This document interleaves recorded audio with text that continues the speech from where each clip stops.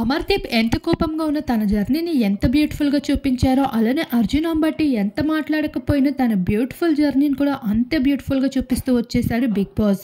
ఇక తన వైఫ్తో ఉన్న బెస్ట్ మూమెంట్స్ని, తన వైఫ్ తన కోసం అడుగుపెట్టిన బిగ్ బాస్ హౌస్లో మెమరీస్ని అన్నీ కూడా చూపించడంతో పాటు అర్జున్ అంబటి సైలెన్స్గా ఉంటూనే తన గేమ్ ఆడుతూ ఆఖరికి ఫినాలీలో టాప్ 5 కంటెస్టెంట్స్లో ఒకరుగా ముద్ర సాధించుకున్నందుకు బిగ్ బాస్ అయితే ప్రశంసించిన విధానానికి ఆ స్నోతో డెకరేట్ చేసి తన వైఫ్కి సంబంధించిన ప్రతి ఫోటోని కూడా స్పెషల్ అట్రాక్షన్గా అలానే హైలైట్గా చేస్తూ కనిపించేశారు. ఇక ఎవరితో స్నేహం లేకుండా ఒంటరిగా ప్రయాణించిన అర్జున్ అంబటి అంటూ బిగ్ బాస్ చెప్పడంతో అర్జున్ కళ్ళల్లో మరింత మెరుపులు కనిపించేసాయని చెప్పుకోవచ్చు.